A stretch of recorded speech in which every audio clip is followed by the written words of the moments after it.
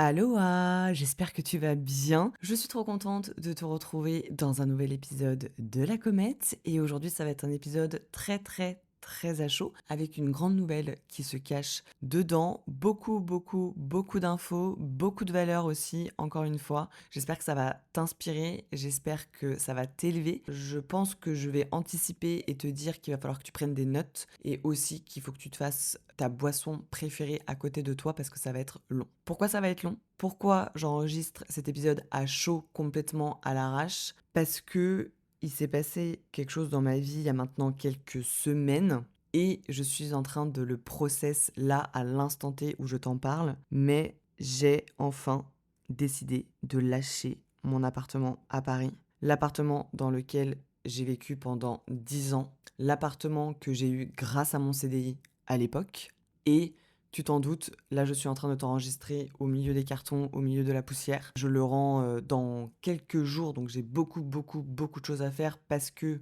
10 ans de vie à trier, à vider, à donner, à jeter, à vendre. Chaque tiroir que tu ouvres, petit souvenir en pleine tête, hein. Je vais t'expliquer le process que j'ai mis en place en fait pour que ça me serve de leçon, encore une fois.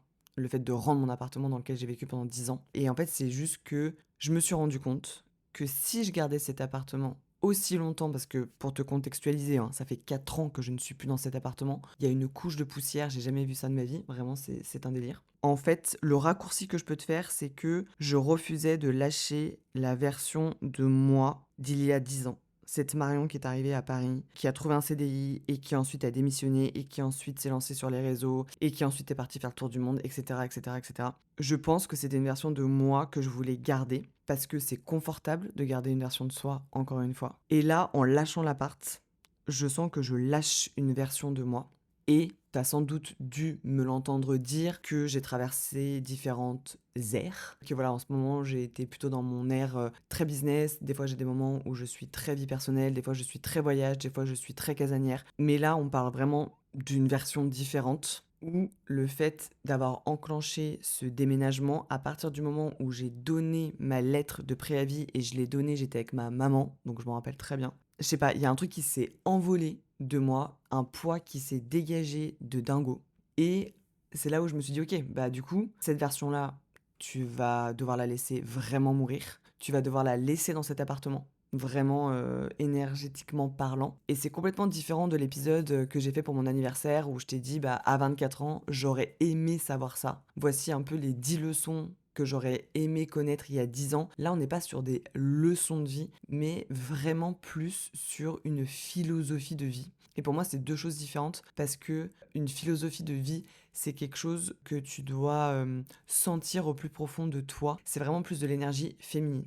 Alors que mon épisode sur les 10 leçons que j'aurais aimé connaître il y a 10 ans, c'est vraiment plus de l'énergie masculine. Pour le coup, c'est vraiment plus des choses à faire et à mettre en place.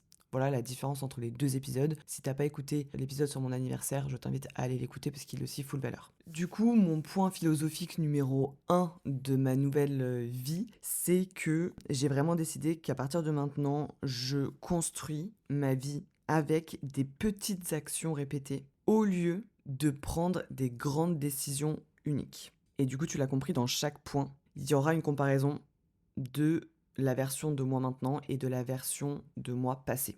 Et la question que je me suis posée par rapport à ce point-là, c'est qu'est-ce que je fais tous les jours qui construit ma vie? Et là, quand je dis faire, il y a une partie forcément d'énergie masculine parce qu'on est dans l'action, mais ma façon de fonctionner a complètement changé pour inclure plus d'énergie féminine. Dans le sens où, pendant toutes ces années, j'ai vraiment cru, j'ai vraiment pensé profondément, hein, vraiment c'était ancré en moi que pour avancer, pour me sentir vivante, il fallait que je prenne des grandes décisions.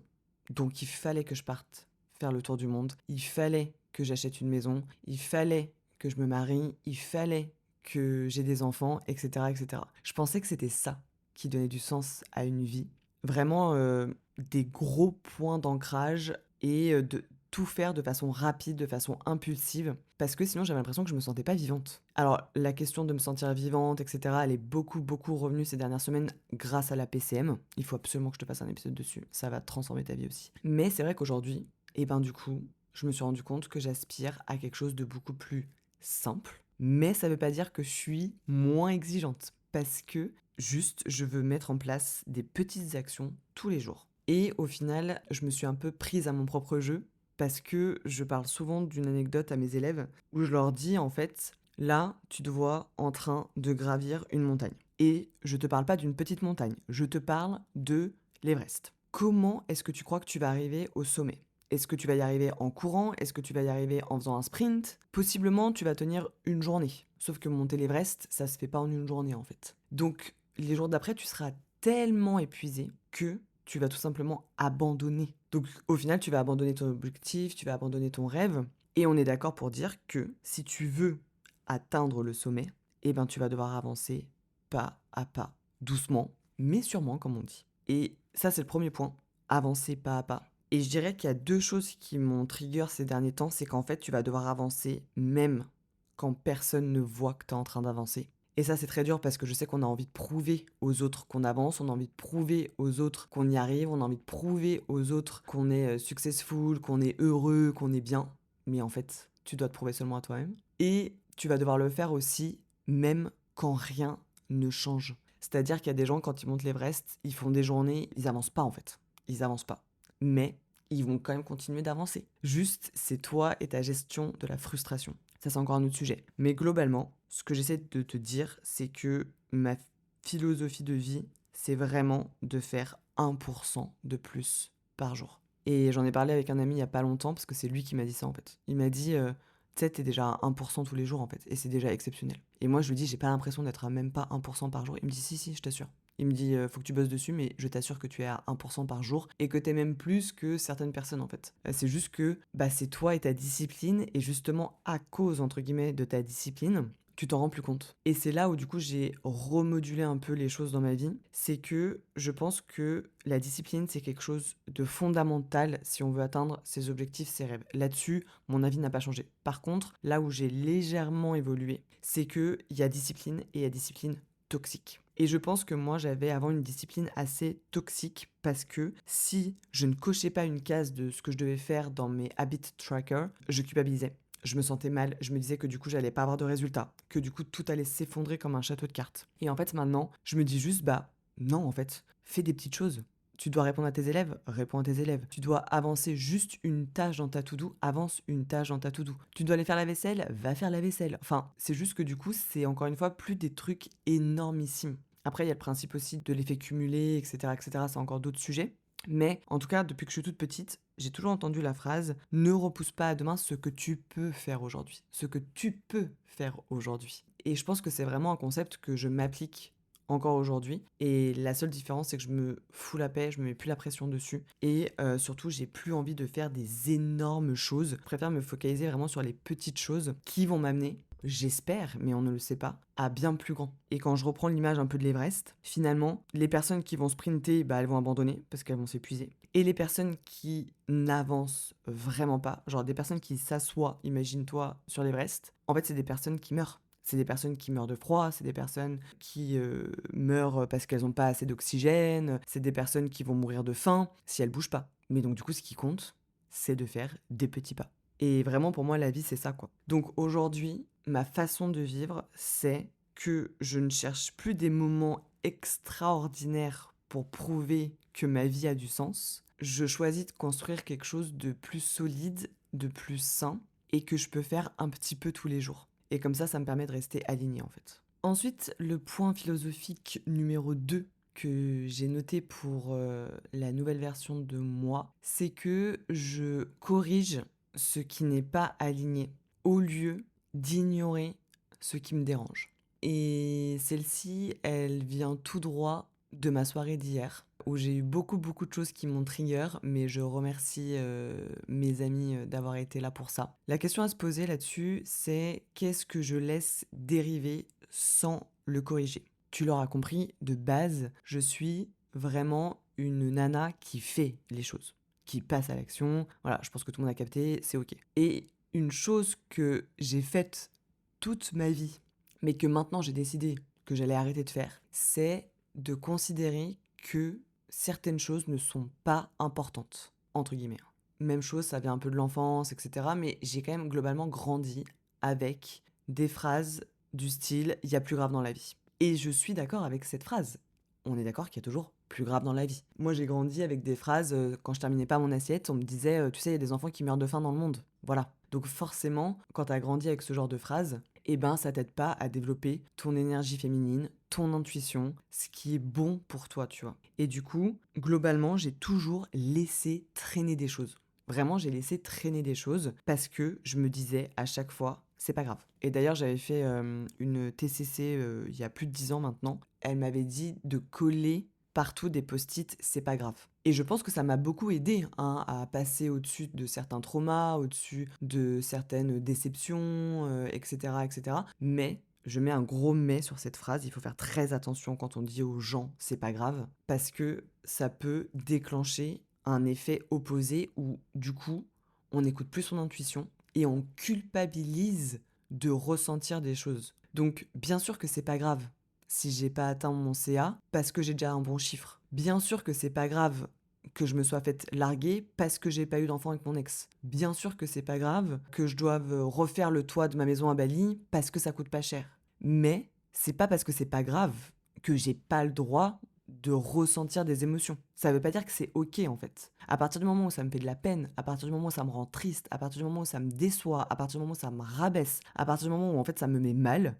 c'est de ma responsabilité de l'exprimer. Et ça marche avec tes collègues de boulot, avec ton partenaire de vie, avec tes amis, avec ta famille. C'est de ma responsabilité. Comme là, je l'ai fait avec mon papa, où certes, j'ai pas eu le courage de lui dire en face, et je vais revenir d'ailleurs sur cette histoire de courage dans cet épisode, mais je lui ai écrit une lettre de plusieurs pages, où en fait j'étais en mode, bah, en fait tu ressens des trucs Marion, donc dis-lui. Parce que là, ça te met mal. Donc, exprime ce que tu as exprimé. Et après, la réaction des gens, ça leur appartient. Et c'est comme hier, j'ai exprimé quelque chose à mes amis où je leur ai dit, écoutez, ça va vous paraître sans doute très immature, mais j'ai besoin que vous fassiez ça pour moi. Pour moi, c'est une marque de respect sur notre relation. Parce que là, ça me met mal, en fait, ce qui est en train de se passer. Et voilà, il y a des amis qui ont compris, il y a des amis qui comprennent pas, et ben c'est ok.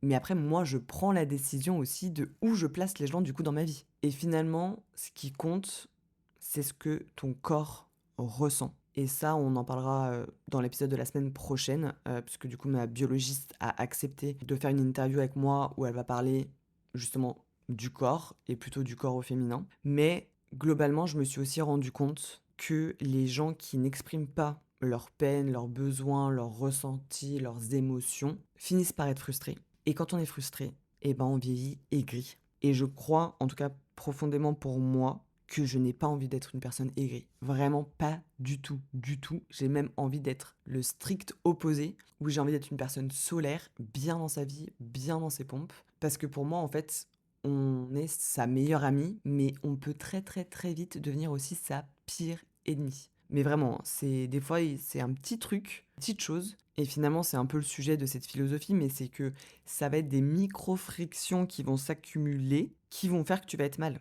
Et des fois, c'est pas un gros truc, encore une fois, tu vois. Donc, finalement, je me suis mis un peu deux règles envers moi-même. De un, j'ai plus envie d'être parfaite, même si je sais que quitter le perfectionnisme, ça coûte très très cher. Bah ouais, en fait, les gars, maintenant j'ai des émotions, j'ai des ressentis, j'ai des besoins, j'ai des envies, j'ai des standards. Bah voilà. Et je n'ai plus envie de tout contrôler. Ça, je pense que c'est acquis, c'est coché. Parce que j'ai fondamentalement compris qu'en fait, la seule chose que je pouvais contrôler dans ce monde, c'était moi. Et mes réactions, et mes émotions, et ma communication. Moi, moi, moi. Tout ce qui se passe autour, que ça soit les gens, l'environnement, la planète, les éléments, tout ça, je ne contrôlerai jamais rien. Mais par contre, c'est mon rôle de vérifier qu'il n'y ait pas des petites choses qui s'installent. J'avais lu dans un livre d'ailleurs un exemple pour vraiment t'illustrer cette philosophie de vie, c'est que tu te laves pas les dents pendant 1 ou 2 jours, c'est ok. Tu te laves pas les dents pendant 1 mois, potentiellement tu vas commencer à pas avoir une très bonne haleine.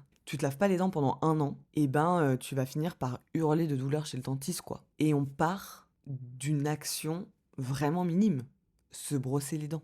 C'est quand même pas un big deal quoi. T'as quand même 3 minutes pour te brosser les dents tous les jours. Et c'est là où en fait j'ai compris que les petites choses insignifiantes du quotidien dont on fait même plus attention, ben c'est ça en fait qui permet de ne pas laisser gangréner d'autres choses. Et je trouve que globalement, après c'est peut-être encore trop récent, je sais pas, mais globalement je trouve que dans les relations amoureuses aujourd'hui, c'est exactement ce qui se passe. Les gens ne font plus l'effort de parler de micro petites choses qui ne conviennent pas. Et moi, j'ai fait cette erreur-là et je sais pourquoi j'ai fait cette erreur-là. J'ai fait l'erreur de ne pas parler de petites choses qui m'embêtaient au quotidien parce que nous, surtout en tant que femmes, je savais très bien ce que j'allais me prendre dans la tête. T'es chiante, t'es hystérique, t'es relou, il y a toujours un truc qui va pas, et nanani nanana. Voilà, en fait, j'avais pas envie d'entendre ça. Et comme j'avais pas envie d'entendre ça, j'ai juste fermé ma bouche. Et en fait, ça, maintenant, le mec qui considère que je suis une chieuse, grand bien de face. Si t'as envie de rester, tu restes. Si t'as envie de partir, tu pars. Mais en fait, moi, là, cette petite chose, ça ne convient pas, en fait. Et d'ailleurs, c'est le psychologue John Gottman, il s'appelle, je crois. Ouais, John Gottman, je suis sûre à 95%, qui a étudié du coup des couples pendant des années et des années et des années et qui s'est rendu compte que c'était pas l'infidélité, que c'était pas le mensonge qui créait les divorces. C'est le mépris. Le mépris, c'est genre un petit ton mal employé, une petite remarque mal placée.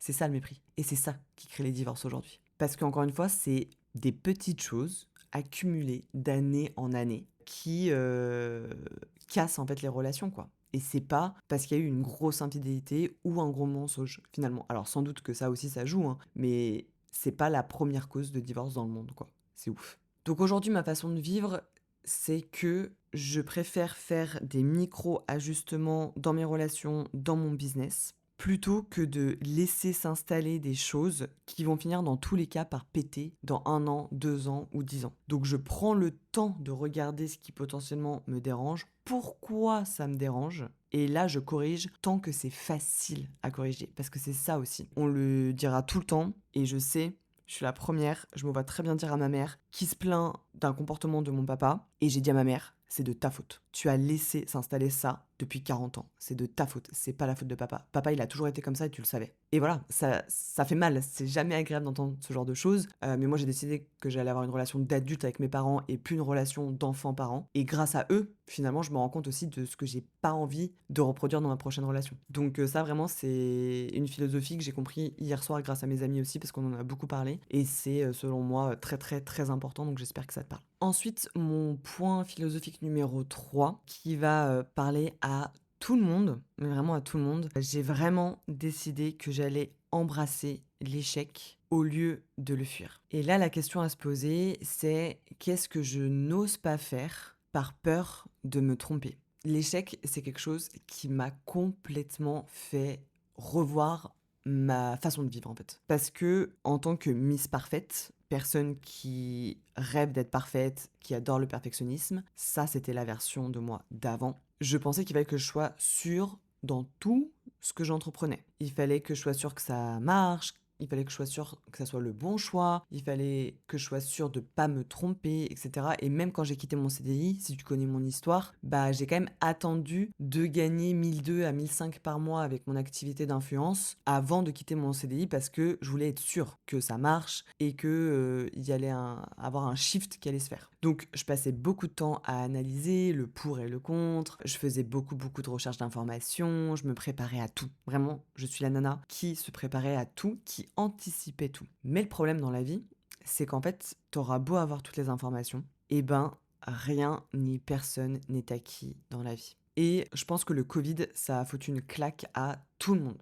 Mais vraiment à tout le monde, que ça soit, encore une fois, dans l'entrepreneuriat ou même dans nos vies personnelles. On s'est bien rendu compte qu'on aurait beau tout contrôler, tout maîtriser, avoir toutes les informations, avoir les dernières ressources financières. En fait, quand il y a un truc qui nous tombe dessus, ça nous tombe dessus. Et puis là, on l'a encore vu avec la guerre. Donc pour rappel, moi j'étais à Dubaï au moment du début de la guerre en Iran. J'avais beau bétonner mon lancement par A plus B, en fait, non, en fait, tu ne peux pas. Ce n'est pas acquis, ça ne tombe pas comme ça en fait. C'est vraiment, il faut apprendre à embrasser l'échec. Et d'ailleurs, je pense, pour revenir sur le sujet de Dubaï, que ça m'a permis d'avoir cette philosophie de vie actuellement. Dans le sens où, avant, j'évitais l'échec. Et en fait, je me suis rendu compte que échec, c'est pas l'inverse de la réussite. L'échec, c'est une étape qui va te mener vers la réussite. Et crois-moi que même le jour où tu as coché ta réussite, tu auras envie de faire quelque chose d'autre. Donc autant embrasser l'échec, autant aimer l'échec, autant voir l'échec comme quelque chose de positif. Parce que, encore une fois, sur ton cerveau, ça va avoir un impact énorme. Parce que tu vas penser complètement différemment. Maintenant, je me dis, vas-y, go. Alors bien sûr, ne fonce pas non plus tête baissée sans avoir trop réfléchi à ton idée, à ton projet, à ton lancement, à te mettre dans une nouvelle relation, etc., etc. Tout est teinté de nuances, ce n'est pas tout noir et tout blanc, encore une fois, mais fais les choses. Fais les choses parce qu'en fait, que ça fonctionne ou que ça ne fonctionne pas, tu vas apprendre. Tu vas apprendre sur toi, tu vas apprendre sur les gens, tu vas apprendre sur la vie. Et encore une fois, une de mes philosophies de vie, donc elle est liée à celle-là, c'est d'expérimenter la vie. Personnellement, je pense que je ne comprendrai jamais les gens qui ne sortent jamais de chez eux, qui ne voyagent pas, qui font métro boulot dodo tous les jours et qui se posent jamais de questions sur leur vie et sur leur existence, quoi. C'est quoi le but de l'existence? À partir du moment où tu penses que l'échec c'est quelque chose de positif, et ben c'est là où tu te fous la grappe. Tu vois? Parce que dans tous les cas, tu ne peux pas savoir si une relation est faite pour toi si tu ne la vis pas. Tu ne peux pas savoir si une idée va fonctionner si tu ne la testes pas. Tu ne peux pas savoir si un choix est le bon si tu ne le prends pas en fait. Donc, autant prendre des décisions imparfaites et ne pas être parfaite et ne pas être sûre à 100%. Mais ce qui compte finalement, c'est que tu fasses des choses alignées. Et que si c'est un oui au fond de toi, et ben go. Et en fait, bah à la fin, même si ça n'a pas marché, même si c'est un échec, it's okay. Vraiment. Et c'est ce que m'avait dit Ludivine, je crois d'ailleurs, dans l'épisode qu'on a enregistré ensemble. Elle me dit, tu verras que le monde ne s'écroule pas. Ce n'est pas grave. Ce n'est pas si dur que ça de se remettre d'un échec. Et vraiment, quand tu shiftes ça dans ta tête, je te jure que ça change toute la vision que tu as de la vie. En fait, ça t'enlève des peurs, ça t'enlève de la pression et ça t'enlève ce besoin du coup d'être parfaite et juste, t'es en mode, bah, en fait, ce qui compte, c'est que plus je vais me tromper, plus je vais apprendre et plus finalement je vais sans doute être alignée à moi toute ma vie, quoi. Donc aujourd'hui, ma façon de vivre, c'est que je n'attends plus d'être sûre pour avancer et faire les choses. J'ai plus besoin d'avoir toutes les réponses. En fait, ce qui compte, c'est que j'expérimente ma vie. Ensuite, mon point philosophique numéro 4, c'est que j'ai décidé que j'allais rester concentrée au lieu de me disperser dans un plan B.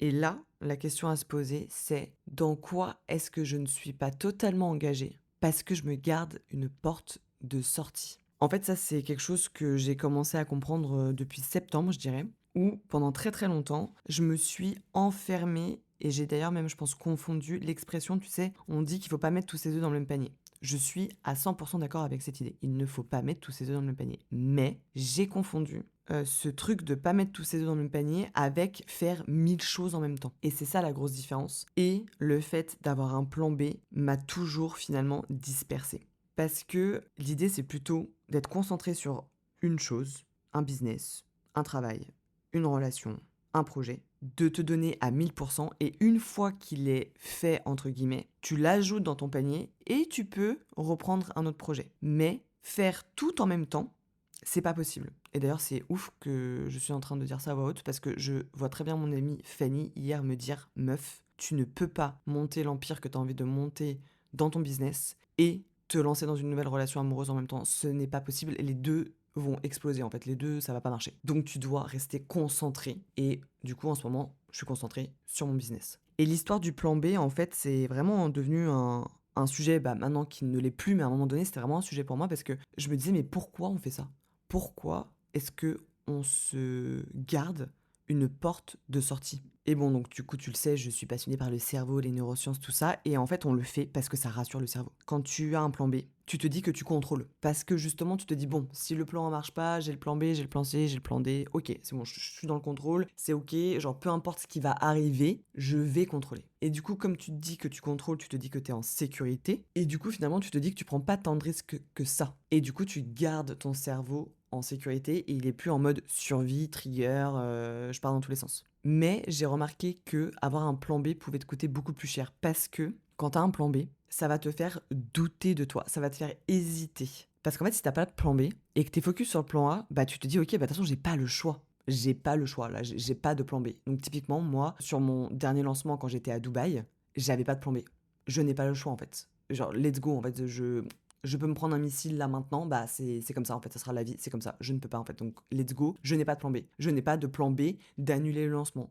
Je ne peux pas de toute façon. J'ai des équipes à payer, j'ai des gens qui comptent sur moi, je n'ai que ce plan A. Et le plan A, c'est le plan du lancement qu'on a pensé, qui peut être amené à un peu évoluer pendant le lancement, mais let's go, c'est mon plan A, j'en ai pas d'autre. et je suis à 100% focus sur mon lancement. Et c'est d'ailleurs pour ça que je sais que dans mon entourage, il y a des gens qui ont très mal pris le fait que je leur ai pas donné de nouvelles quand j'étais à Dubaï et qui s'inquiétaient pour moi. Et je comprends qu'ils s'inquiétaient pour moi, mais j'ai décidé de ne plus me laisser disperser. Donc quand je suis en semaine de lancement, je suis en semaine de lancement. Je ne suis disponible pour personne à part moi, mes équipes et mes élèves. Et après, une fois que ça c'est fait, c'est mis dans mon panier, ok, je peux me concentrer sur autre chose à 100%. Et je n'aurai pas de plan B sur ce 100% de projet suivant. Et là, quand je te parle de concentration, je sais qu'on peut avoir envie de se dire, bah oui, elle a raison, je vais me concentrer 2 heures sur ce projet-là, puis 2 heures sur ce projet-là, non, non. Non, en fait, quand je te parle de concentration, là, c'est concentrer sur une direction, sur une trajectoire, sur une vision. D'où le titre de ma chaîne de podcast, La Comète. Je reste focus sur une vision. Et finalement, même cette vision, elle n'a pas vraiment de plan B, tu vois. Et ça m'aide, encore une fois, à faire les choses de façon pas parfaite, de façon pas confortable. C'est ok d'avoir des doutes, mais c'est encore plus ok de comprendre que j'ai pas besoin d'avoir de plan B pour me sentir en sécurité et que le plan A me suffit. Du coup, aujourd'hui, ma façon de vivre, je dirais que c'est que je vais au bout de ce que je commence. Parce que je vois tellement de gens commencer quelque chose et au bout de 2 semaines, 2 mois, 2 ans, juste parce que ça n'a pas marché, ils changent de plan.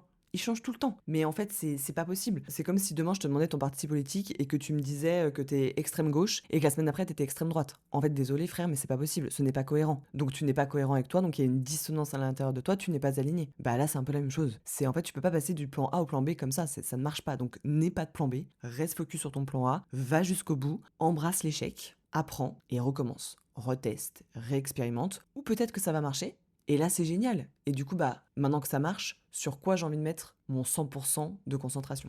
Ensuite, mon point philosophique numéro 5, et d'ailleurs c'est là que je me suis rendu compte que j'en avais pas 6 mais que j'en avais 7, j'ai très mal compté au début, c'est que j'ai décidé d'introduire le courage émotionnel dans ma vie au lieu de faire l'autruche. Et la question du coup à se poser ici, c'est qu'est-ce que je fais semblant de ne pas voir alors que je sais très bien que ça existe. Et je pense que ce point philosophique est ultra important et surtout j'ai une prise de conscience cette semaine-là et c'est pour ça que je le partage complètement à chaud avec toi, hein. Je parle tout le temps d'intelligence et de maturité émotionnelle et c'est devenu mes standards, c'est devenu des non négociables, ça c'est certain. Mais il y a un concept que je n'ai vu nulle part, que j'ai décidé du coup d'appeler le courage émotionnel. Globalement, je te l'ai déjà dit, je me considère pas comme quelqu'un de très courageuse. On me disait tout le temps, mais bien sûr que si que t'es courageuse. T'as quitté ton CDI, t'es partie faire le tour du monde, t'es partie vivre à Bali, t'as acheté une maison. Bien sûr que t'es courageuse, t'y vas à fond, etc. Et en fait, c'est là la grosse nuance. C'est que je suis courageuse dans mon énergie masculine, mais je n'avais aucun courage émotionnel dans mon énergie féminine. C'est-à-dire que pour dire les choses, bizarrement, il y avait plus grand monde. Et je pense qu'on le fait toutes. Et franchement, c'est ok, hein. Vraiment, il n'y a aucun jugement de valeur, c'est ok. Mais par contre, ma queen, il va falloir que tu l'affrontes. Et je pense que c'est certainement la chose que les gens fuient le plus dans leur vie. Et c'est pour ça qu'il y a énormément de gens qui font ce qu'on appelle faire l'autruche. Ce qui s'est passé, c'est 2 prises de conscience. Première chose, on en a reparlé avec mes amis du coup hier soir, mais en fait ils m'ont rappelé que, notamment dans mon ancienne relation, mais globalement dans mes anciennes relations, parce que c'est des amis que j'ai depuis des années, que en fait les partenaires avec qui j'étais avaient une tendance à me dire que je disais tout haut ce que tout le monde pense tout bas, mais qu'en fait toutes les vérités ne sont pas bonnes à dire, que j'ai pas besoin de répéter ci ça à quelqu'un, que j'ai pas besoin de parler de ça ou ça comme sujet, que les gens font leur life et qu'en fait j'ai pas à m'en mêler. Sauf que du coup ce que ça a déclenché chez moi, c'est que du coup j'ai arrêté de parler, tout simplement. Et en parallèle de ça, j'ai un ami à moi qui a eu le courage émotionnel, et en fait c'est grâce à lui que cette notion de courage émotionnel est arrivée, puisqu'il a eu le courage émotionnel de me dire qu'il avait un crush pour moi. Est-ce que c'est réciproque? Non. Est-ce que ça a eu une incidence sur notre amitié? Non plus. Et pourquoi? C'est là où en fait j'ai vraiment travaillé de ouf sur ça, parce que le fait qu'il ait été honnête, le fait qu'il ait pas fui après cette conversation, le fait qu'il ait pas fait semblant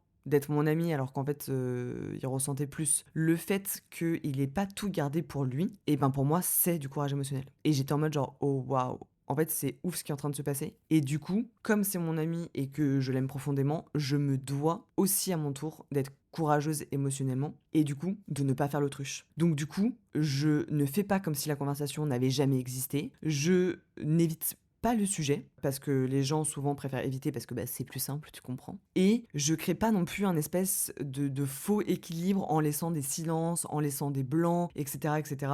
Et du coup, ça m'arrive même d'en reparler avec lui. Et je trouve que c'est de mon courage émotionnel de faire des petits checks émotionnels avec lui, juste pour vérifier qu'on est vraiment sur la même longueur d'onde. Et en fait, tout le monde devrait faire ça. Dans tes relations amicales, tu ne vis pas avec les gens. Dans tes relations de couple, tu n'es pas dans la tête de l'autre. Et dans tes relations professionnelles, tout le monde a des sensibilités différentes, quoi. Et ça aussi, je l'ai appris avec quelqu'un de ma team qui m'a fait beaucoup de mal quand j'étais à Dubaï au moment du lancement, avec une manière de me parler qui m'a pas du tout convenu. Ça m'a demandé du courage émotionnel, quelques semaines après, pendant un call, de lui dire, écoute, là, par contre, t'as utilisé des mots, vraiment, ça m'a vraiment fait mal, en fait. Donc, peut-être que tu peux revoir soit les mots que tu utilises, soit la manière que t'as de le dire. Et là, voilà, il a eu le courage émotionnel de me répondre écoute, moi je sais que je suis le plus stoïque que tu pourras rencontrer dans ta vie, donc la manière dont je vais te le dire ne va pas changer. Par contre, les mots que j'utilise, ok, je note, j'utiliserai peut-être pas des mots aussi crus, mais en attendant, c'est parce que j'ai utilisé ces mots-là que tu t'es bougé. Et en vrai, il a raison.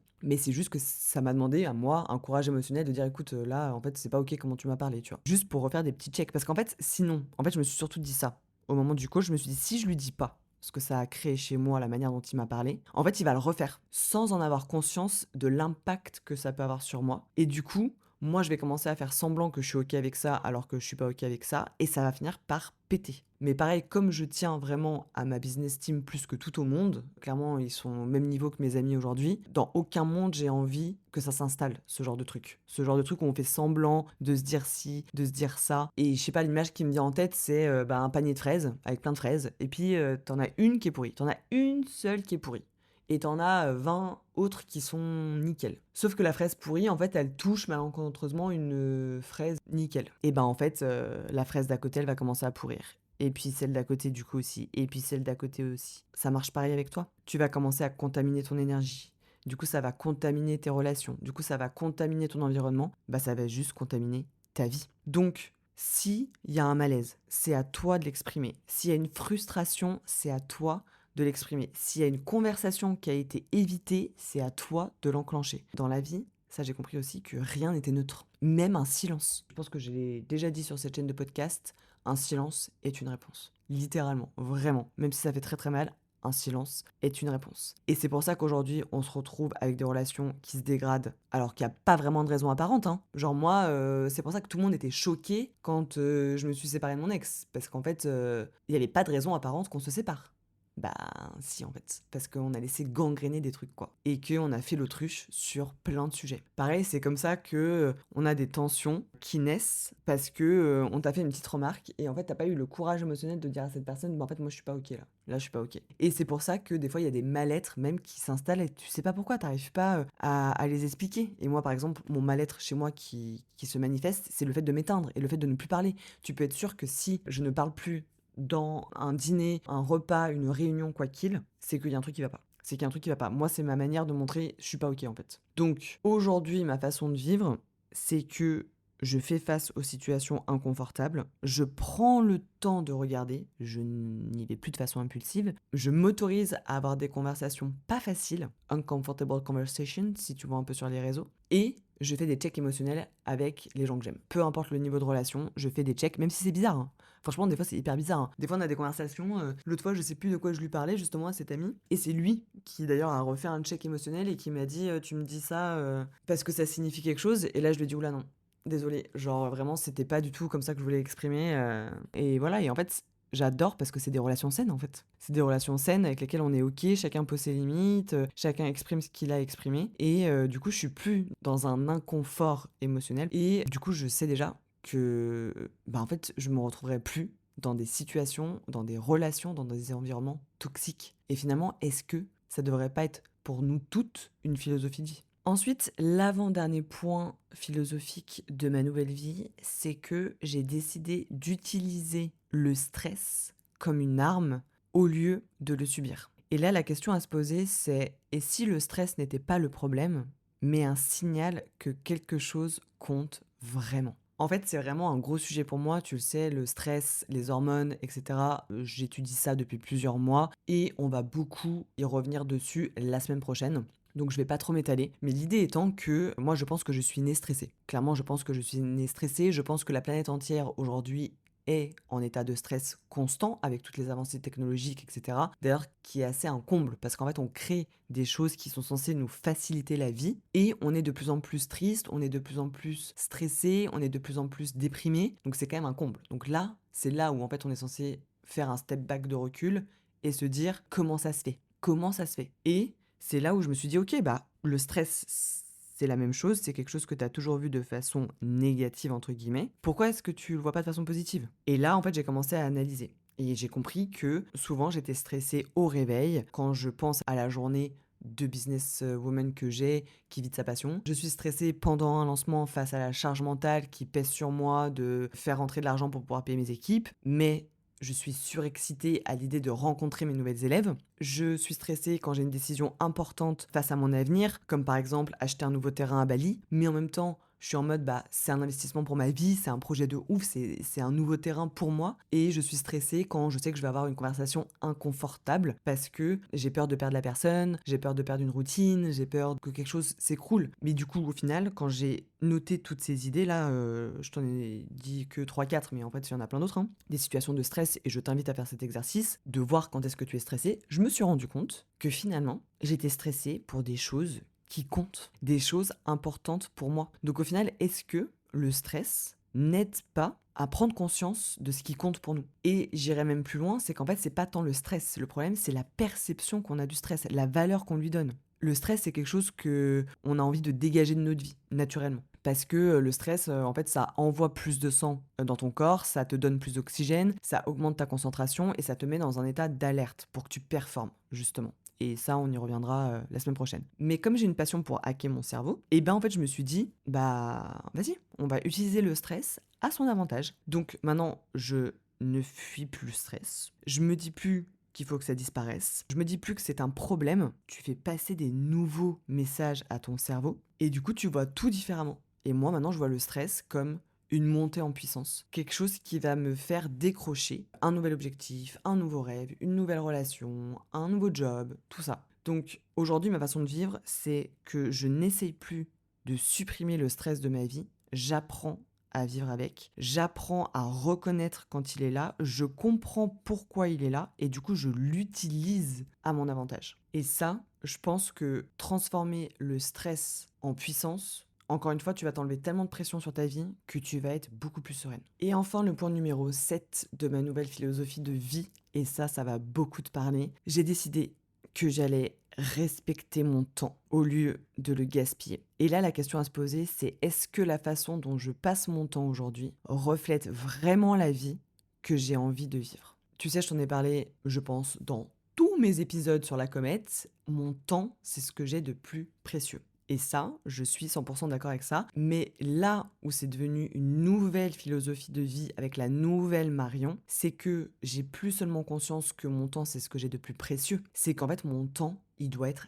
respecté. Et le mot respect, c'est un truc qui est beaucoup revenu ces dernières semaines dans ma vie, parce que je me suis rendu compte qu'on m'avait manqué beaucoup de respect ces dernières semaines, voire ces derniers mois. Et c'est deux choses complètement différentes. Et c'est pour ça que je voulais vraiment remettre un point d'honneur là-dessus et que je termine par ce point-là avec toi. C'est que le temps, c'est quelque chose qui ne revient jamais. Et d'ailleurs, je dirais que ça a même revu un peu ma perspective sur la mort. Donc je sais que c'est un sujet très tabou et je vais pas parler de ça parce que voilà. Mais notre temps sur cette planète est limité, je pense que tu le sais. Notre santé est limitée, je pense que tu le sais. Et la santé, pour moi, elle est liée au temps parce que les personnes avec qui tu vas passer ton temps peuvent avoir un impact aussi sur ta santé et du coup sur le sujet de la mort. Bref, là je m'éloigne un petit peu. Peut-être que je ferai un épisode de podcast là-dessus un jour. Et du coup, je sais que j'étais déjà très sélective dans ma manière de dépenser mon temps. Donc je voulais dépenser mon temps dans ma santé, dans mon sport, dans mon alimentation, dans les relations qui me nourrissent, qui me tirent vers le haut, etc., etc. Mais je me suis rendu compte que finalement ça, je le faisais par ego. Tu vois. Et en fait, maintenant, j'ai décidé de le faire par respect. Et je trouve que, encore une fois, ce qui se passe dans ton cerveau est un petit peu différent. Alors, la nuance, elle est vraiment minime, hein. C'est pas un big deal, hein, ce que je suis en train de te raconter. Mais c'est juste que, aujourd'hui, ma façon de vivre, ça va être de vraiment faire attention à comment je remplis mes journées. Et c'est pour ça notamment, tu verras, on en parle la semaine prochaine, mais que tout ce qui va être programme de sport, j'ai tout revu en fonction de mon cycle. Je fais vraiment attention à comment je remplis mes journées parce qu'en fait, je veux respecter ma vie, je veux respecter mon temps et du coup, je veux respecter mon corps. Je choisis bien sûr avec qui je passe mon temps. Et là, pour respecter mon temps, en plus de choisir avec qui je veux le passer, je vais choisir combien de temps j'ai envie de passer avec cette personne. Parce que c'est aussi deux choses différentes. Globalement, je priorise ce qui a de la valeur pour moi et aussi pour respecter mon temps. Je me crée des espaces de vide. Non mais le truc lunaire. Est-ce que la Marion d'il y a un an, tu penses qu'elle t'aurait dit ça sur cette chaîne de podcast? Never. En fait, c'était à l'opposé de ce que je pensais limite. Et du coup, en fait, ça me permet de ne plus dire oui par automatisme. Ça me permet que mon agenda soit rempli suffisamment pour que je sente que ma vie vaut la peine d'être vécue, mais que ça me laisse quand même des temps morts, entre guillemets, pour voir si je suis toujours alignée et tu sais, pas foncer tête baissée et ne plus me poser de questions. Et bien sûr, je ne gaspille plus mon temps avec des personnes. Et voilà, là, je sais que je l'ai encore fait sur 2-3 personnes où en fait, je les ai laissées revenir dans ma vie parce que très bonne excuse de j'étais à Dubaï, j'étais pas bien. Enfin, en fait, j'aurais dû juste ne pas répondre. Tout simplement. Des fois, c'est ce qu'il faut faire en fait. Anyway, du coup, juste là, vraiment, je respecte mon temps et je trouve que c'est hyper important. Bref, le sujet de base du début de cet épisode, je sais pas si tu t'en rappelles, mais c'était quand même mon déménagement. Et tout ça pour te dire, parce que là, vraiment, je suis au milieu des cartons et d'ailleurs, il faut vraiment que je me bouge parce que ça va commencer à être short niveau timing pour l'état des lieux. En fait, là, je vais pas rendre juste des clés. Les gens vont me dire que je suis too much. Mais là, je rends une version de moi en rendant cet appart. Littéralement, 10 ans. Je sais que 10 ans à l'échelle d'une vie, c'est rien. Mais pour moi, c'était quand même de mes 24 à mes 34, quoi. Donc c'est quand même les années où, entre guillemets, je suis passée de l'état un peu d'enfant à l'état d'adulte, quoi. Même si je suis toujours une grande gamine, hein, mais... Et je pense que du coup, grandir, justement, c'est des fois enlever des choses, corriger des choses, assumer des choses, regarder en face des choses. Et j'ai choisi, contrairement à la Marion d'il y a un an qui s'était foutue dans un tunnel parce qu'elle voyait pas ce qui allait arriver en pleine face, j'ai décidé de ne plus être en pilote automatique et de me foutre la paix et de suivre mon intuition et go to the flow, et que j'ai la chance et j'ai la gratitude énorme de pouvoir travailler de où je veux. Je choisis mes clientes, je choisis mes business teams, je choisis mes amis, je choisis mes relations de famille que je veux maintenir et celles que je veux plus maintenir. Donc je suis libre. Et le fait de quitter cet appartement me fait quitter une version de moi qui a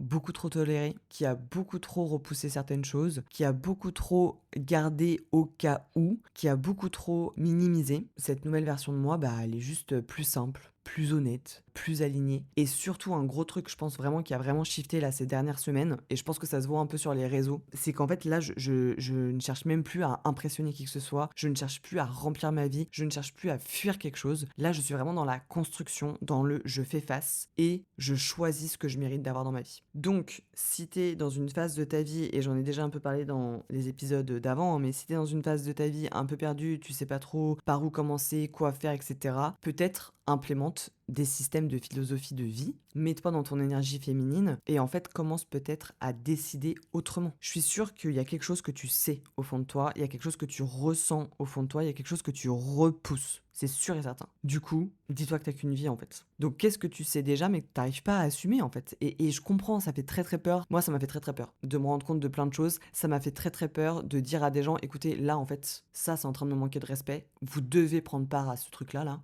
Parce que je suis pas ok. Et j'avais plus envie d'être la meuf lisse. La meuf, non mais c'est ok, c'est cool, ça devait arriver comme ça, mais vas-y, la vie, non. Non, en fait là, c'est pas ok. Donc là, j'ai décidé de le dire maintenant. Dis-le. Dis-le, et en fait, tu ne sais pas ce que tu ne sais pas. Et tu pourrais être agréablement surprise. Et je l'ai vu avec mon papa. Mon papa qui a 62 ans, pour moi, c'était un handicapé des émotions, un handicapé des sentiments. Mon papa ne sait pas bien écrire. Et vraiment, quand j'ai écrit cette lettre, alors, j'avais aucune attente. Vraiment, littéralement aucune attente. Parce qu'en fait, ça faisait déjà des mois et des mois que je savais qu'il fallait que je le passe. Donc à un moment donné, j'ai juste lâché l'affaire sur l'attente. Mais je m'étais dit que si jamais je devais avoir une réaction, je pense que ça serait la colère. Parce que mon papa, de base, est quelqu'un de très colérique. Non. Genre, il a eu une réaction qui m'a foutu sur le cul, mais ça m'a tellement foutu sur le cul que ça m'a fait pleurer bien sûr, mais que j'ai dû en parler à mes amis qui connaissent mon père. Et mes amis étaient choqués. Et un ami m'a dit, tu sais, C'était la même chose avec mon père. En fait, ils sont d'une génération où ils ont dû tout garder pour eux à l'intérieur d'eux. Ils ont jamais rien exprimé. Pour eux, aller voir un psy, c'est avoir des troubles mentaux. C'est que t'es bon pour finir à l'asile et c'est pas quelque chose qui te permet d'avancer. Mais en fait, ils ont des émotions. Et on a trop sous-estimé ça. Et c'est pour ça que je te dis qu'aujourd'hui, avec mes parents, j'ai envie d'avoir une relation d'adulte et pas une relation de parent-enfant. Parce que maintenant que mon papa m'a exprimé tout ce qu'il m'a exprimé dans un pavé énorme. Je pensais même pas qu'il saurait écrire ça sur WhatsApp, hein. Je te rappelle que mon père a installé WhatsApp pour moi parce que je vis à l'autre bout du monde. J'étais en mode genre, oh waouh, en fait, arrête de penser à la place des gens, arrête de sous-estimer, arrête de ne pas faire les choses parce que t'as peur de la réaction des gens. Tu ne sais pas. Les gens peuvent te surprendre en fait. Et moi, je pense que je surprends certaines personnes. J'espère en tout cas. Voilà ma queen. Du coup, c'était cet épisode-là, l'épisode qui clôt 10 ans de ma vie. La semaine prochaine, comme je te l'ai déjà dit en avance, je le fais jamais d'habitude, mais ça sera l'épisode avec ma biologiste où on va parler du coup du cortisol, de la glycémie, de la fertilité, de congeler ses ovocytes, etc. etc. Donc je te retrouve la semaine prochaine et ça sera le dernier épisode du coup que j'aurai tourné à Paris. Et je ne sais pas de quoi mai est fait. Littéralement, je ne sais pas de quoi le mois de mai est fait. Donc j'ai hâte de te retrouver déjà le mois prochain. Mais en attendant, je te fais plein de gros bisous et j'ai hâte de te retrouver la semaine prochaine pour un nouvel épisode de La Comète.